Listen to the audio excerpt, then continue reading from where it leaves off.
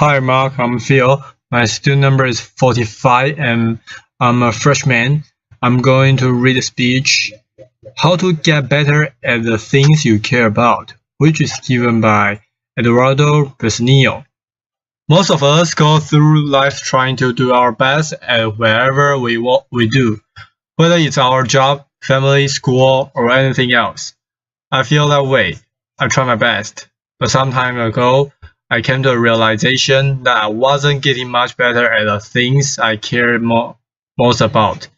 Whether it was being a husband or a friend or a professional or a teammate. And I wasn't improving much at those things even though I was spending a lot of time working hard at them. I've since realized from conversations I've had and from research that is stagnation, despite hard work, turns out to be pretty common. So I'd like to share with you some insight into why that is and what we can all do about it. What I learned is that the most effective people and teams in any domain do something we call or emulate. They go through life deliberately alternating between two zones, the learning zone and the performance zone. The learning zone is when our goal is to improve. Then we do activities designed for improvement, concentrating on what we haven't mastered yet, which means we have to expect to make mistakes, knowing that we will learn from them. That is very different from what we do when we are in our performance zone, which is when our goal is to do something as best as we can to execute. Then we concentrate on what we have already mastered and we try to minimize mistakes.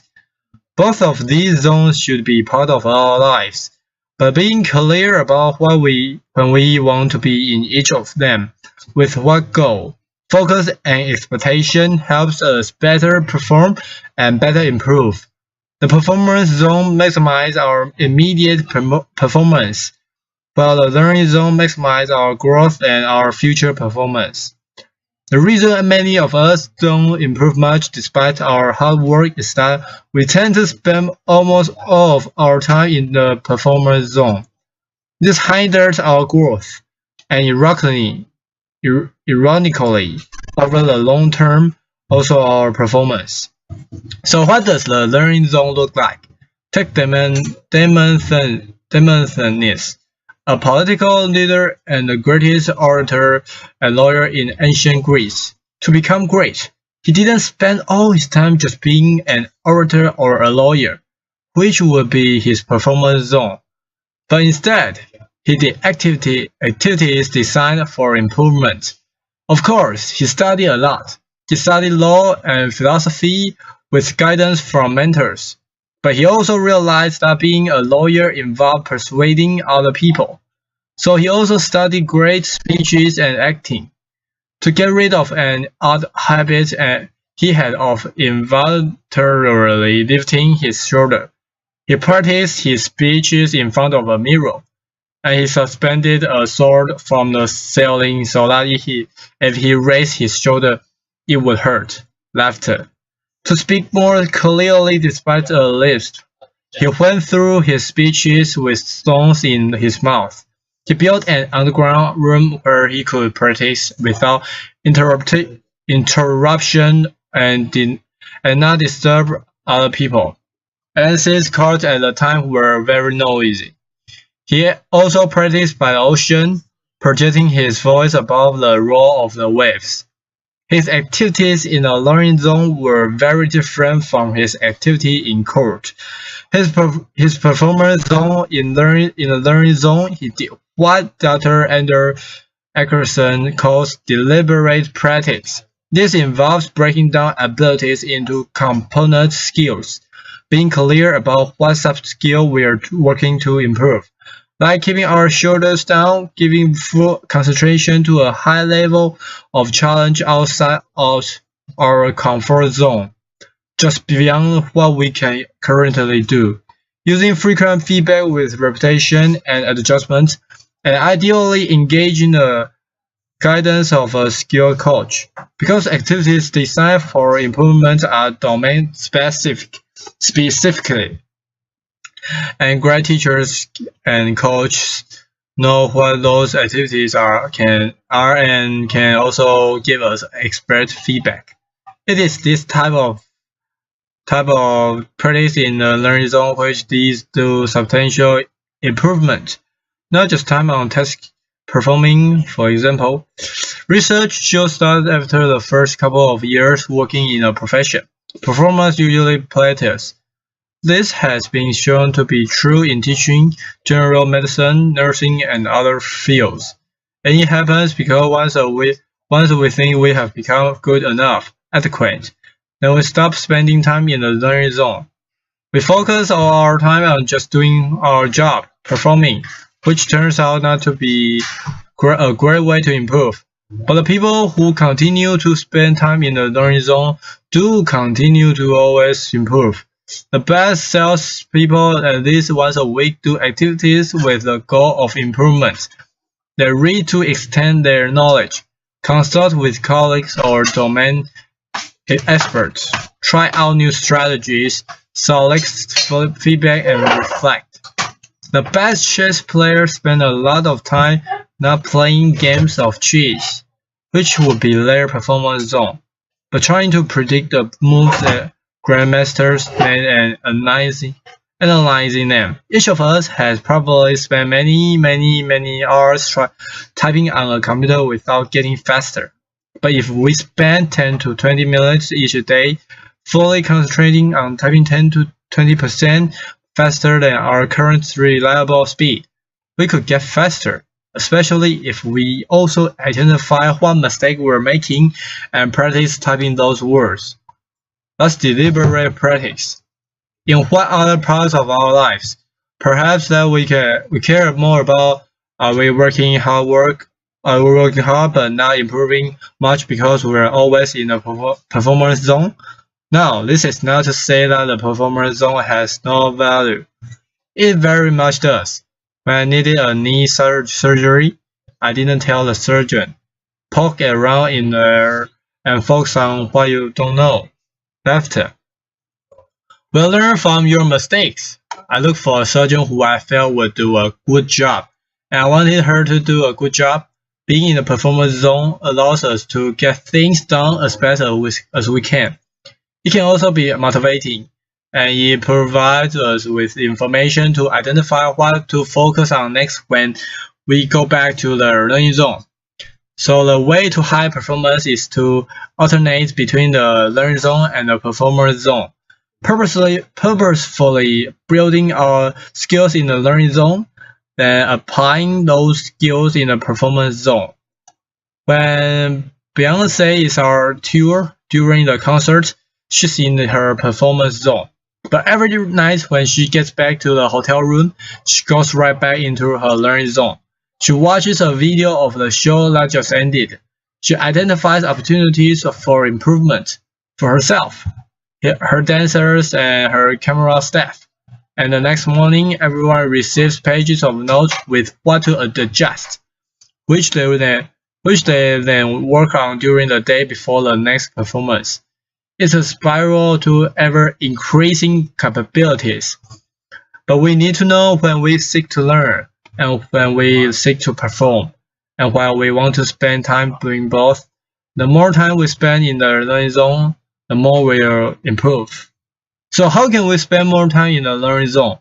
First, we must believe and understand that we can improve, what we call a growth mindset. Second, we must want to improve at that particular skill. There has to be a purpose we care about, because it takes time and effort. Third, we must have an idea about how to improve, what we can do to improve, not how I used to practice the guitar as a teenager, performing songs over and over again, but doing deliberate practice. And fourth, we must be in a low-stakes situation, because if mistakes are to be expected, then the consequence of making them must not be catastrophic or even very significant. A tightrope walker doesn't practice new tricks without a new underneath, and an athlete wouldn't set out to first try a new move during a championship match. One reason that in our lives we spend so much time in the performance zone is that our environments often are unnecessarily high stakes. We create social risks for one another even in schools which are supposed to be all about learning. And I'm not talking about standardized tests. I mean not every minute of every day. Many students in elementary schools through college feel that if they make a mistake, others will think less of them. No wonder they're always stressed out and not taking the risks necessary for learning. But they learn that mistakes are undesirable inadvertently, which when teachers or parents are eager to hear just correct answer and reject mistakes rather than welcome and examine them to learn from them. Or when we look for narrow responses rather than encourage more exploratory thinking that we can all learn from. When all homework or student work has a number or a letter on it and counts toward the final grade, rather than being used for practice, mistakes, feedback, and revision, we send a message that school is a performance zone. The same is true in our workplaces. In the companies I consult with, I often see flawless execution cultures which leaders foster to encourage great work, but that leads employees to stay within what they know and not try new things. So companies struggle to innovate and improve, and they are behind. We can create more spaces for growth by starting conversations with one another about when we want to be in each zone. What do we want to get better and then now? And when do we want to execute and minimize mistakes? That way we gain clarity about what success is, when, and how to best support one another. But what if we find ourselves in a chronic high-stakes setting and we feel we can't start those conversations yet? Then here are 3 things that we can still do as individuals. First, we can create those stakes in island in an otherwise high-stake sea. These are spaces where mistakes have a little consequence. For example, we might find a mentor or a trusted colleague with whom we can exchange ideas or have valuable conversations or even role play. Or we can ask for feedback-oriented meeting as project progress. Or we can set aside time to read or watch videos or take online courses. Those are just simple examples. Second, we can execute and perform as we are expected, but then reflect on what we could do better next time, like Beyonce does. And we can observe and emulate experts. The observation, reflection, and adjustment is a learning zone. And finally, we can lead out and lower the stakes for others by sharing what we want to get better at, by asking questions about what we don't know, by selecting feedback, and by sharing our mistakes and what we have learned from them, so that others can feel safe to do the same. Real confidence is about modeling ongoing learning. What if, instead of spending our lives doing, performing, we spend more time exploring, asking, listening, experimenting, reflecting, striving, and becoming? What if we each always had something we were working to improve? What if we created more low stakes islands and waters? And what if we got clear within ourselves and with our teammates about when we seek to learn and when we seek to perform, so that our efforts can become more consequential, our improvement never ending, and our best even better? Thank you.